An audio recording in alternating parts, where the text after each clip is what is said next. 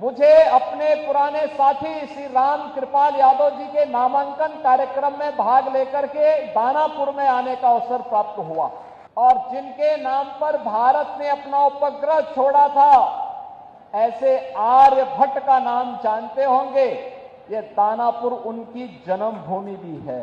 1990 से 2005 तक बिहार का जंगल राज और परिवारवाद आपने देखा होगा।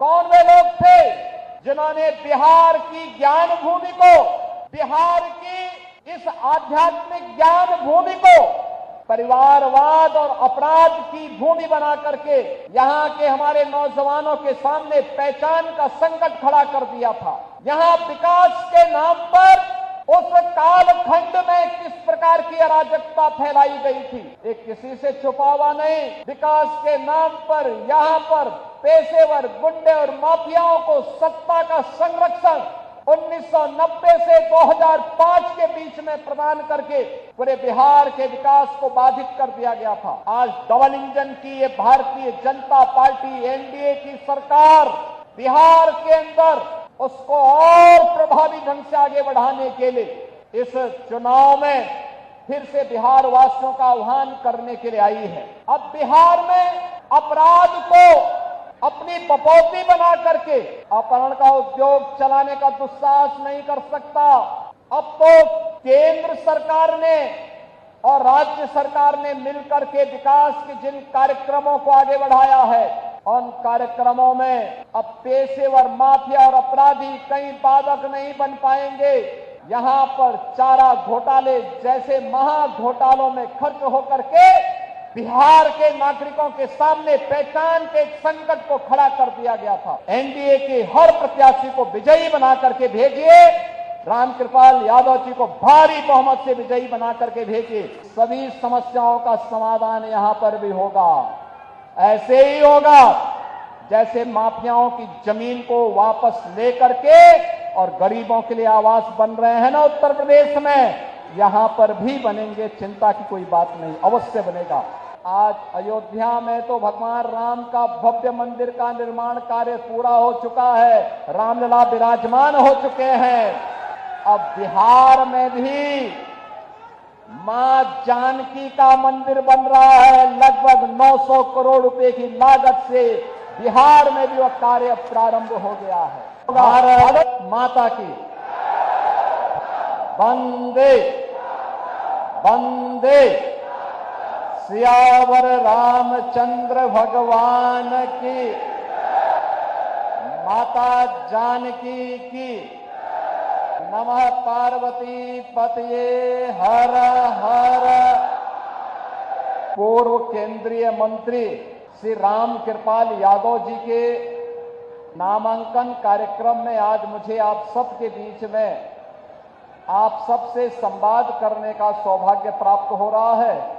इस अवसर पर मंच पर उपस्थित आज के इस नामांकन कार्यक्रम में उपस्थित हजारों की संख्या में दानापुर विधानसभा क्षेत्र से जुड़े हुए एनडीए के हमारे सभी पदाधिकारी, कार्यकर्ता, बहनों और भाइयों, मैं सबसे पहले बिहार की इस पावन धरा को, जिस पावन भूमि को मां जानकी की पावन भूमि के रूप में, भगवान बुद्ध की ज्ञान भूमि के रूप में, भगवान महावीर की जन्मभूमि के रूप में, लोकतंत्र की जननी के रूप में जाना जाता है, इस पावन धरा को कोटि कोटि नमन करते हुए आप सभी का मैं हृदय से अभिनंदन करता हूं।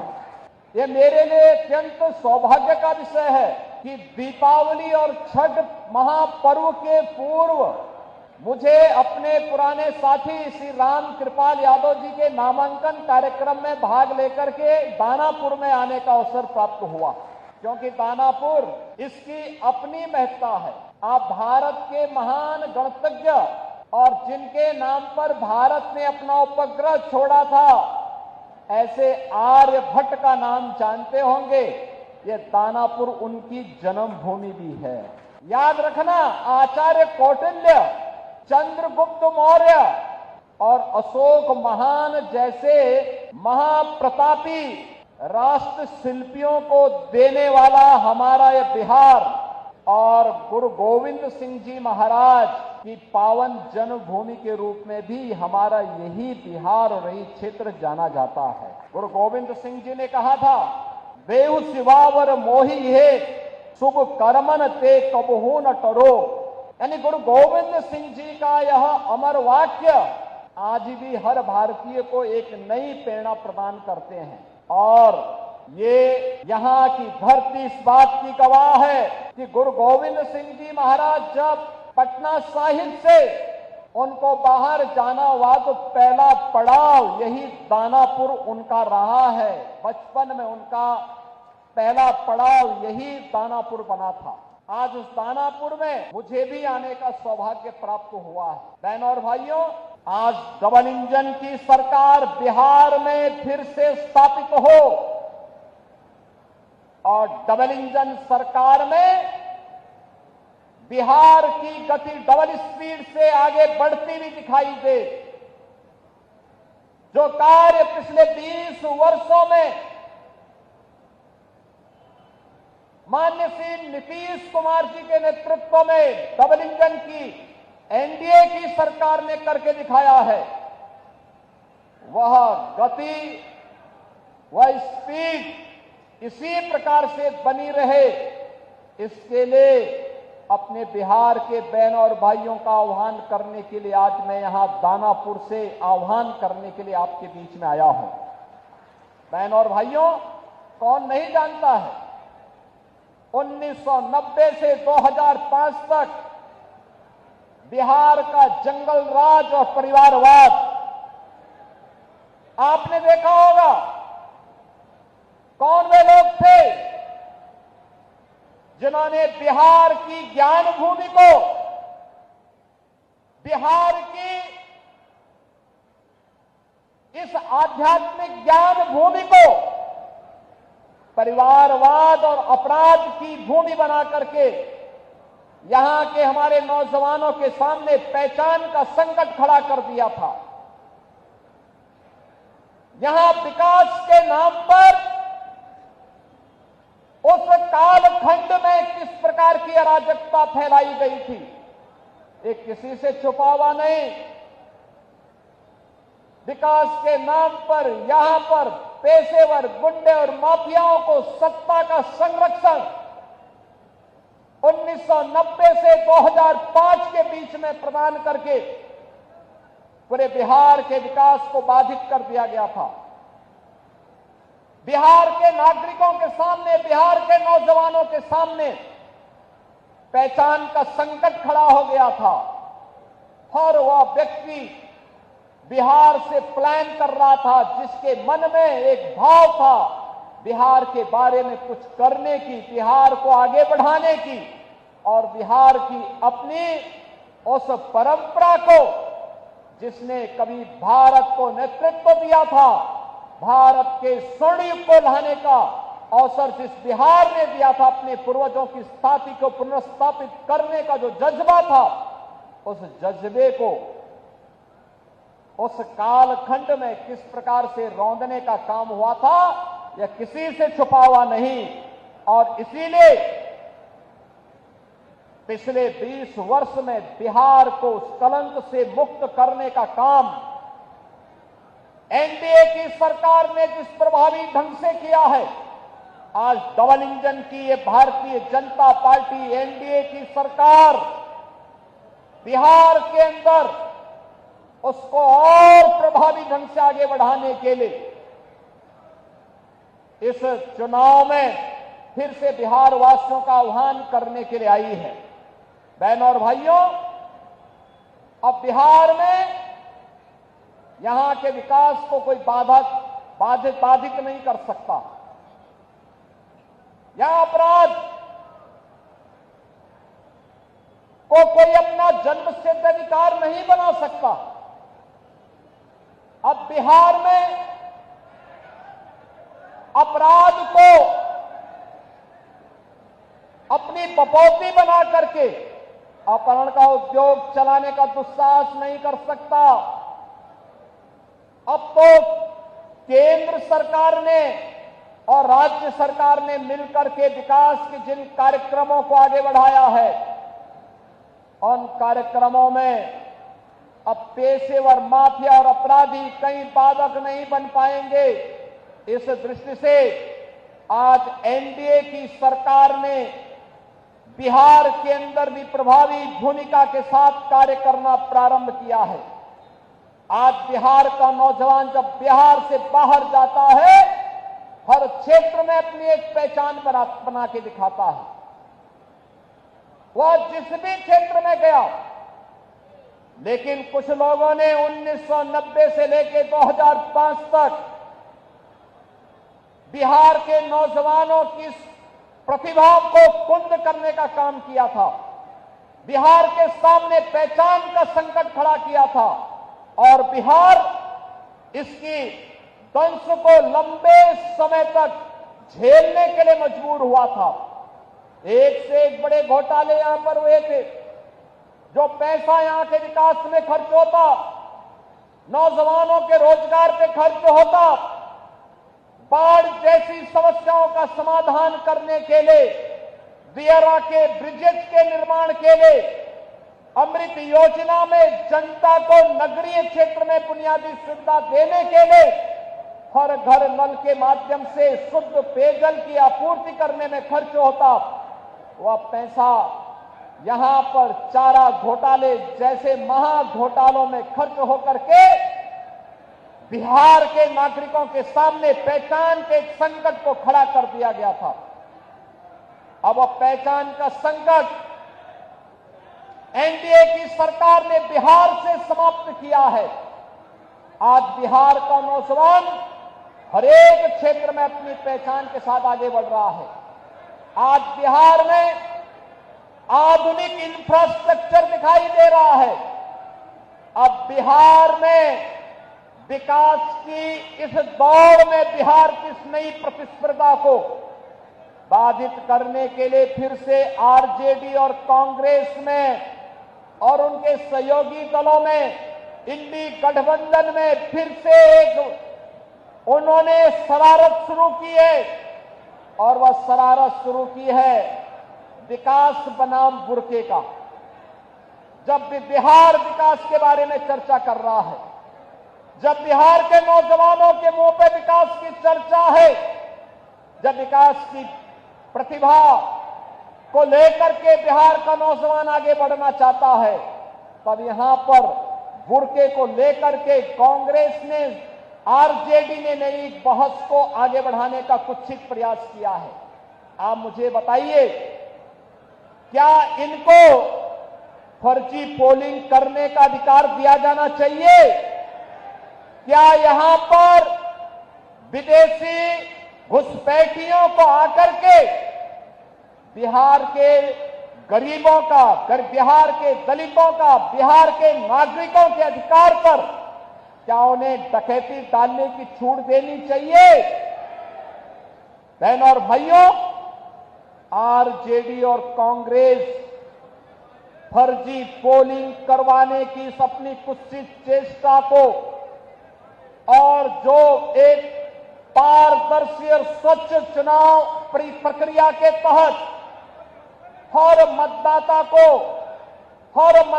को अपनी पहचान देनी है और पहचान पत्र दिखा करके ही वह मतदान में भागीदार बन सकता है।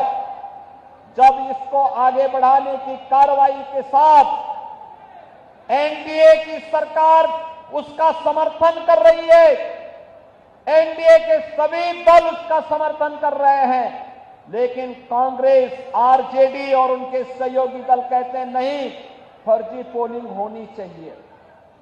ये तो बिहार के लोगों के हकों पर डकैती करने जैसा है, डकैती डालने जैसा है। ये लोकतंत्र के लिए एक चुनौती है और यही कहने के लिए आज मैं आपसे कहने के लिए आया हूं कि बहनों और भाइयों, बिहार के नागरिकों को, बिहार के नौजवानों को, बिहार के दलितों को, बिहार के वंचितों को, बिहार के नागरिकों को उनके अधिकार से मजबूती के साथ, उस अधिकार में किसी को भी डकैती डालने का अवसर नहीं मिलना चाहिए।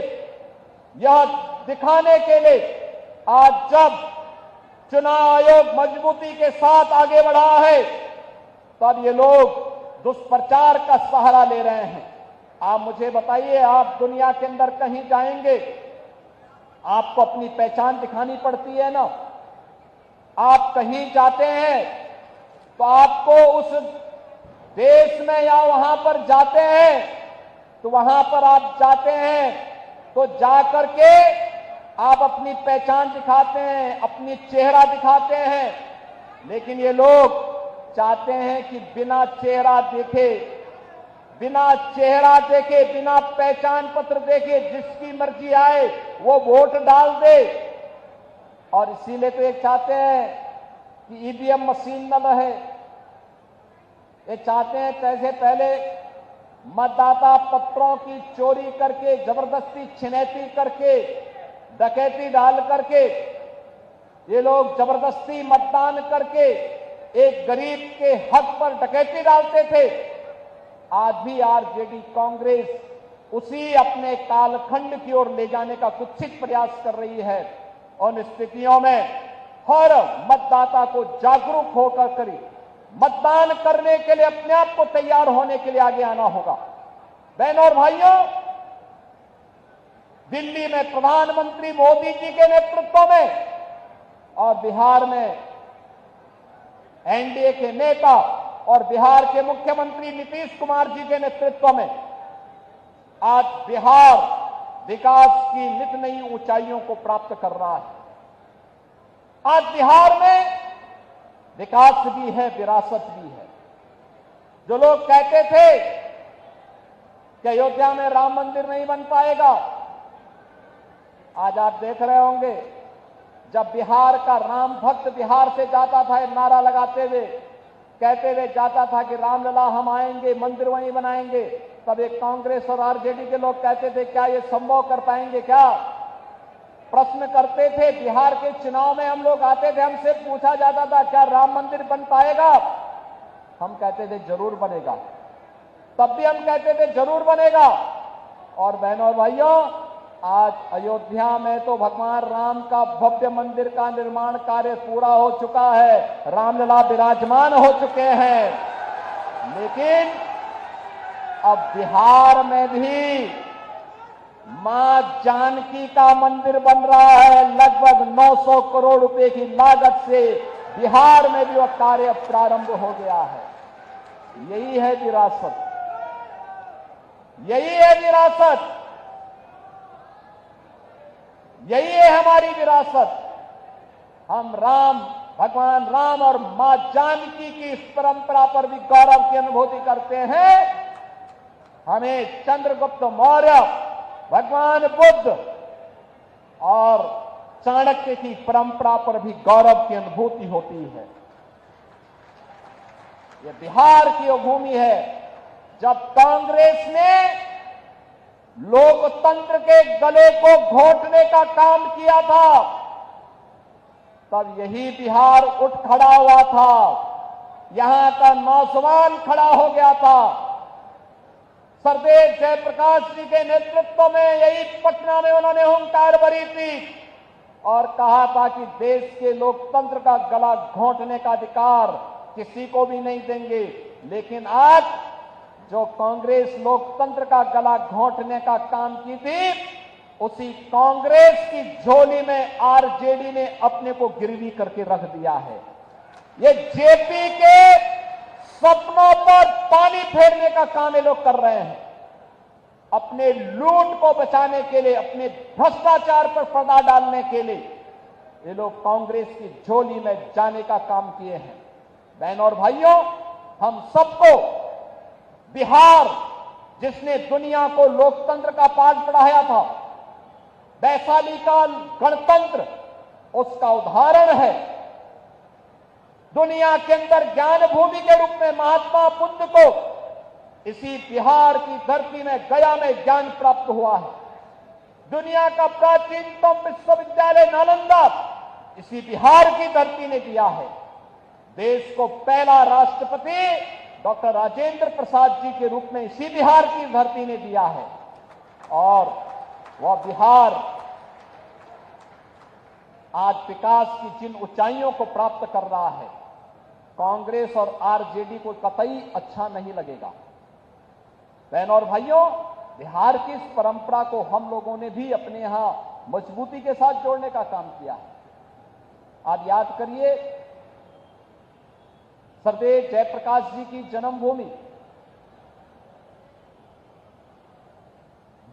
बलिया जनपद में, बिहार और उत्तर प्रदेश के जंक्शन में, हमने वहां पर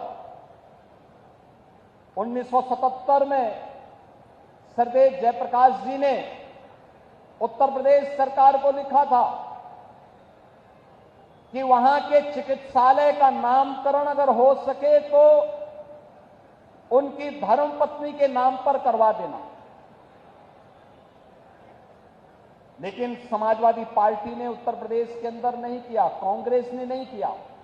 लेकिन जब उत्तर प्रदेश में हमारी सरकार आई, उत्तर प्रदेश में डबल इंजन की भाजपा की सरकार आई, हमने सबसे पहला काम किया, जयप्रकाश जी की जन्मभूमि में बने हुए चिकित्सालय को भव्य स्वरूप देकर के उनकी धर्मपत्नी के नाम पर उस चिकित्सालय का नामकरण किया है। उनकी जन्मभूमि को बेहतरीन कनेक्टिविटी के साथ जोड़ा है। सरदेव जयप्रकाश जी का भव्य स्मारक बनाया है। हमें प्रयागराज की धरती पर पहला यानी उत्तर प्रदेश का नेशनल लॉ यूनिवर्सिटी बनानी थी। लोगों ने कहा किस नाम से बनेगा? मैंने कहा देश के पहले राष्ट्रपति डॉक्टर राजेंद्र प्रसाद जी के नाम पर बनेगा।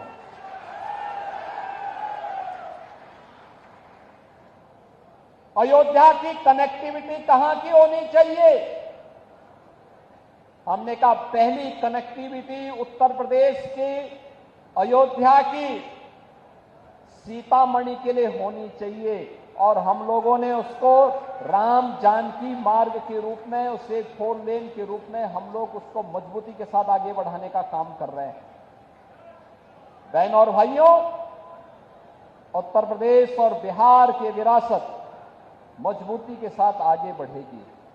और याद करिए, डबल इंजन की एनडीए सरकार है जो आरजेडी कांग्रेस के भ्रष्टाचार के साथ साथ आपराधिक उद्योग को भी नियंत्रित कर सकता है, मजबूती के साथ नियंत्रण करेगा। आपने देखा होगा उत्तर प्रदेश में माफिया तो जहन्नुम की यात्रा में जा चुके हैं।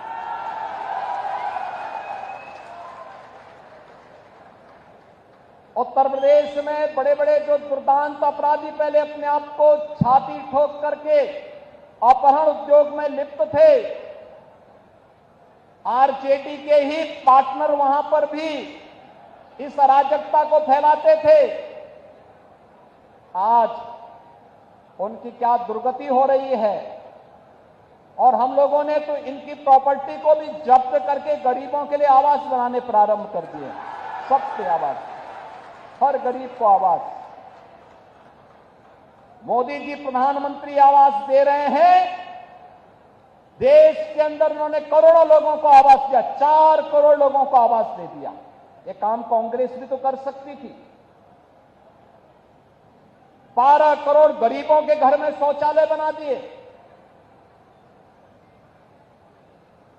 10 करोड़ से भी गरीबों को उज्ज्वला योजना के कनेक्शन दे दिए।